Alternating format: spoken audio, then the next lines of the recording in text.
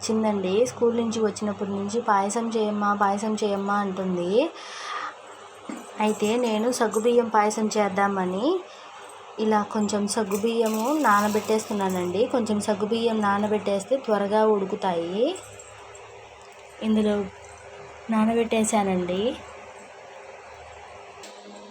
సగ్గుబియ్యం కొద్దిసేపు నానబెట్టాం కదండి, కొంచెం నానేసాయి. ఇక పాయసం చేద్దాము. పాప తొందర పెడుతుందండి. కొంచెం నానాయండి,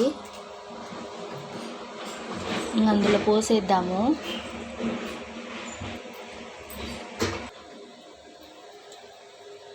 ఇందులో పోసేస్తానండి.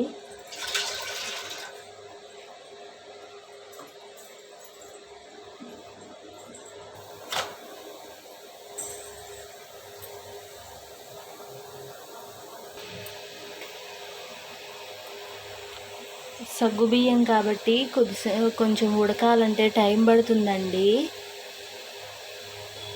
కొంచెం వాటర్ ఎక్కువే పడతాయి. కొంచెం పోద్దామండి.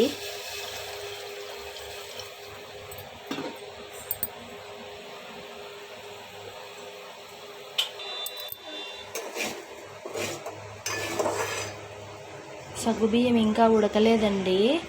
ఇవి ఉడికేలోపు సింకులో అంట్లు ఉన్నాయి, తోమేద్దాము. ఒక పని అయిపోతుందండి. కొంచెం సేమ్యాలు వేద్దామండి. పాపకే కాబట్టి కొంచెం సరిపోతుందండి.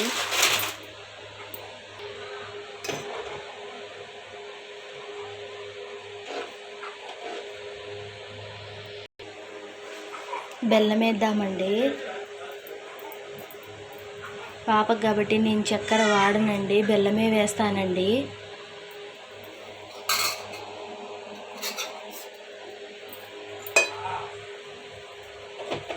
అంతా కలియబెడదామండి.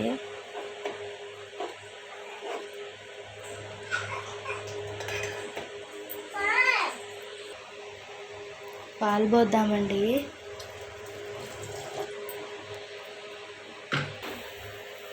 కలియబెడదామండి.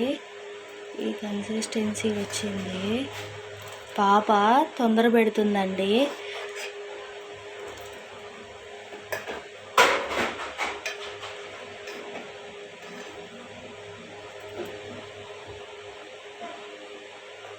ఇందులో ఏం వేసినా తినదండి. కొబ్బరి, జీడిపప్పు, ద్రాక్ష అట్లాంటివి ఏం వేసినా తినదండి.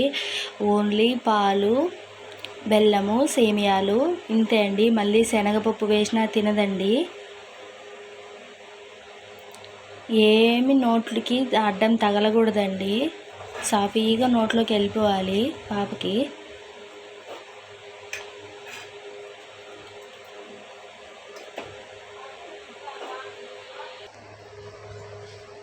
అంతే అండి, అయిపోయిందండి. సగ్గుబియ్యం పాయసం రెడీ అయిందండి.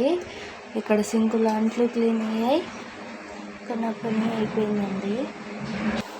ఫస్ట్ టైం చూసేవాళ్ళు నా ఛానల్ని సబ్స్క్రైబ్ చేసుకోండి, లైక్ చేసి షేర్ చేసి సబ్స్క్రైబ్ చేసుకోండి ప్లీజ్ అండి. నా ఛానల్ని సబ్స్క్రైబ్ చేసుకోండి.